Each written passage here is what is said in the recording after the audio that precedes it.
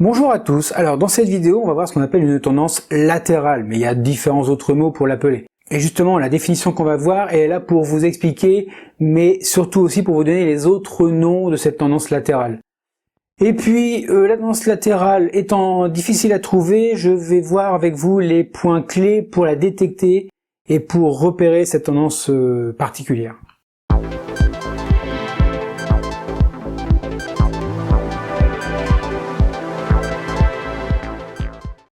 Alors dans cette vidéo, comme dans toutes les autres vidéos d'ailleurs liées au vocabulaire, j'utilise souvent des vocabulaires particuliers, des mots particuliers, et vous pouvez ne pas les comprendre ou mal les comprendre. Si vous avez des doutes, n'hésitez pas, la description de la vidéo, dedans vous avez des liens, et ces liens vont vers d'autres vidéos qui sont beaucoup plus détaillées.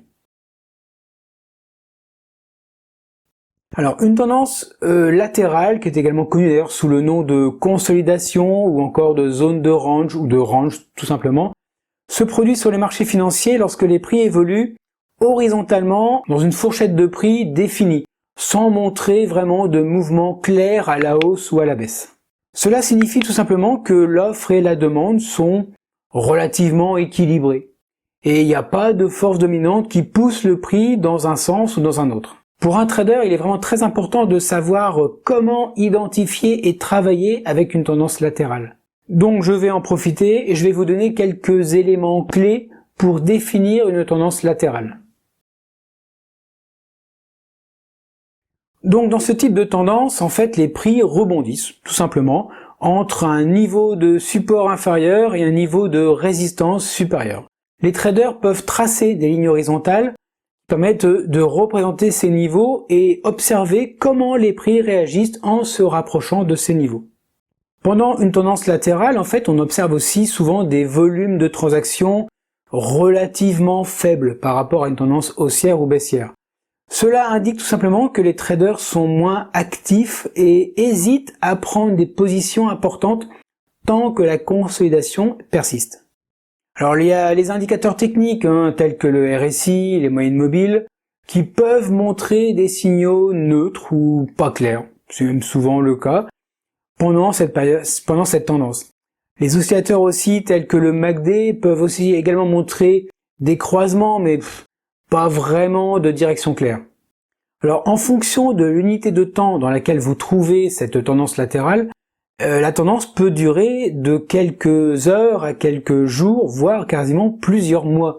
Les traders doivent vraiment être patients, tranquilles, et prêts à attendre une sortie claire de la consolidation avant de prendre des décisions de trading. Alors pendant une tendance latérale, les traders peuvent aussi acheter près des supports et vendre près de la résistance, en profitant des rebonds dans la fourchette de trading. Il est aussi important bien sûr de surveiller les signaux de retournement ou de cassure qui peuvent indiquer la fin de la tendance latérale et le début d'une nouvelle tendance. La tendance latérale n'est pas interminable, elle dure un certain temps et dès qu'on s'approche des niveaux de support et de résistance, il faut vraiment être très attentif. Alors pour résumer, on va dire tout simplement que l'identification d'une tendance latérale peut être utile pour les traders car cela peut leur indiquer qu'il est peut-être préférable d'adopter une approche de trading à court terme plutôt qu'à long terme en cherchant à profiter des fluctuations de prix à l'intérieur de la fourchette. Alors comme j'ai dit tout à l'heure, il est important quand même de se rappeler que les marchés peuvent être imprévisibles, voire fourbes, comme le disent certains à la fin de leur vidéo. Je vous spoile pas. Et en fait, une tendance haussière ou baissière peut se transformer en tendance latérale, et une tendance latérale peut se transformer en tendance haussière ou baissière. Donc il faut vraiment être prêt à tout instant de pouvoir réagir correctement. Alors je vous avoue que le début d'une tendance haussière, baissière ou latérale est toujours difficile à voir. Et souvent d'ailleurs, ce sont les traders impulsifs, ceux qui n'attendent pas une confirmation, qui se font malheureusement avoir parce que le marché change de dynamique et si le trader n'arrive pas à s'adapter, il peut se faire griller.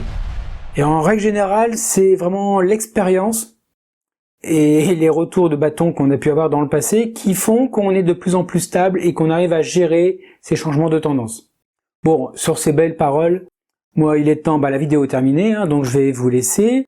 Je vais vous laisser faire quoi? Ben écoutez, première chose, profitez-en, likez la vidéo, partagez-la, ajoutez des commentaires s'il y a des choses à dire, ou à compléter, ou à corriger. Abonnez-vous si c'est pas encore fait, il y a 80% des gens qui regardent qui n'ont pas abonné. Donc faites-le, ça fera baisser un peu la moyenne. Et puis, ah oui, je vais vous laisser aussi faire de bons trades, je vous le souhaite, hein, sincèrement. Et surtout, faites gaffe sur les marchés, je l'ai dit en fait, le marché n'est pas linéaire, il y a beaucoup de bruit, faites gaffe. Je peux pas vous dire autrement, faites gaffe à vous.